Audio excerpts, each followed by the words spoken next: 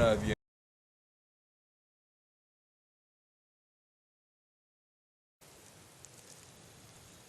Today on Turkey Hunting's Best Kept Secrets, we're going to show you the correct way to set up on a turkey. Now, I hadn't gun hunted turkeys in about 30 years now, but I still remember a few tricks. And one of the things that I learned is the natural tendency is always to face the turkey. I mean, you've located him, he's out there gobbling, and you just want to pick a tree and you sit down and you're facing the turkey. And that's wrong. What you really want to do is you want to survey the area and look and figure out where that turkey is most likely to approach once he comes in.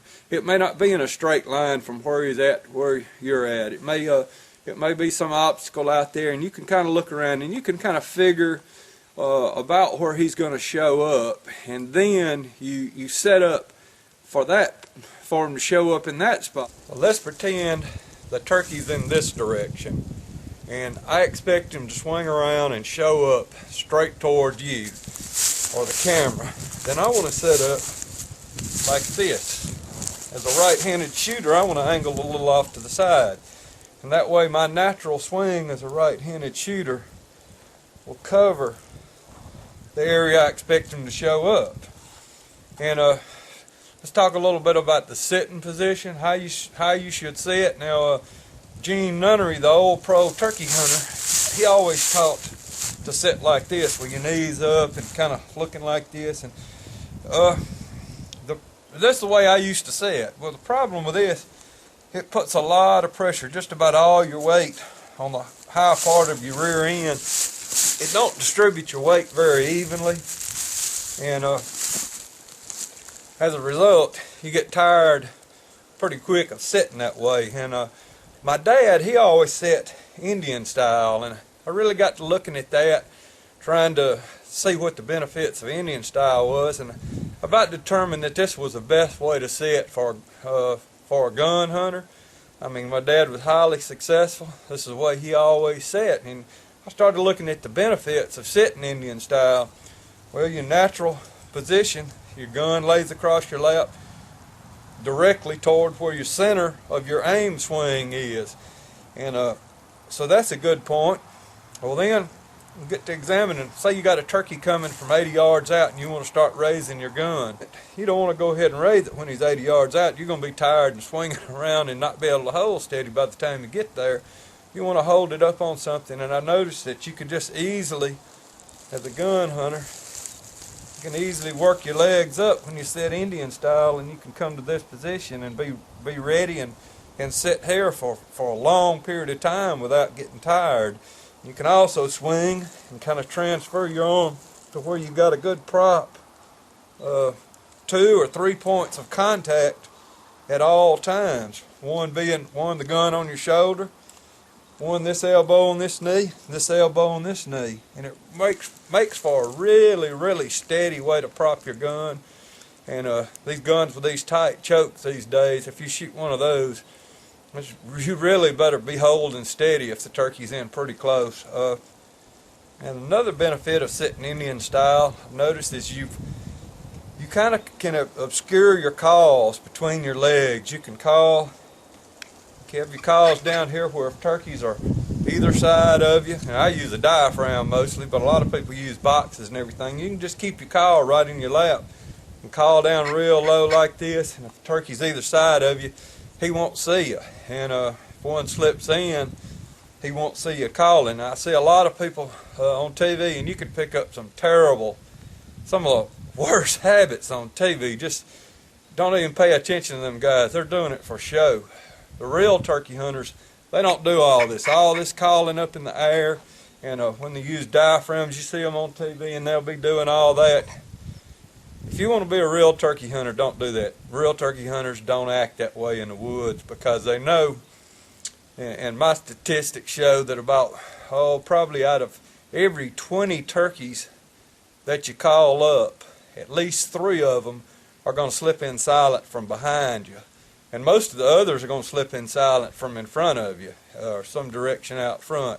But every once in a while, it won't even be the bird you're working, and he'll come in from behind you. And if you're up here doing all this, you're going to run him off. when you're sitting there against the tree, everybody says be still, real still, but you got to look around you. And the way to do that, if you want to look over your left shoulder, just cut your eyes hard as you can that direction, and then start slowly moving in that direction. And same way looking back right. You want to cover as much ground as you can, and you never want to turn your head any faster than the second hand of a clock, and really a little bit slower than that. But you can comb your area back this way and look for 30 seconds, and then back to the right and look for 30 seconds, and a turkey should never slip in on you that way. Now, in most cases, the turkey's going to come from somewhere in front, and you're going to see him coming. You're going to have time to raise those knees up and slowly raise the gun up as he's walking in and getting behind trees, and you're going to be ready for him when he gets there. But let's say for a moment one slips in from your right-hand side and just catches you, and he's standing 25 yards right over there to your right hand, you know, at your offside where you can't easily swing. What do you do then? Well, the best thing to do is nothing.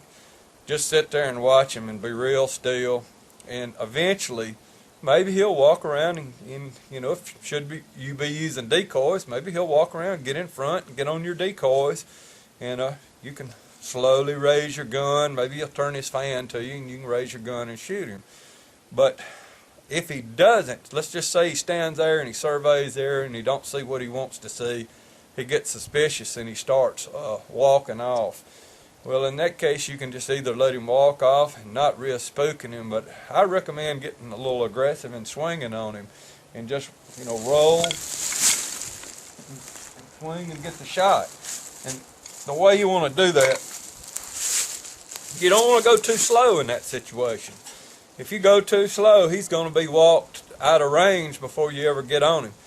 You don't want to try to be real quick about it. Turkeys catch quick movements, and they I think they relate them to a bobcat attacking or something such as that, and that makes them react real fast. You just want to take a natural swing, just like your buddy says, hey, shoot that Coke can over there. You just want to come around slow, and not real slow, but just come on around and shoot the turkey. And in that case, you can expect him, what you probably can expect him to do is when you first start your movement, you can expect him to raise his head, and then he's going to say, hey, you know, that's something I don't like, and he's going to raise his head even higher, and then he's going to start getting out of there. And a lot of times they won't break off into a real fast run. They'll just start trotting off, and you still got plenty of time to swing on around, get on him, and before he gets out of range, put a load of fours in the back of his head. But if he does just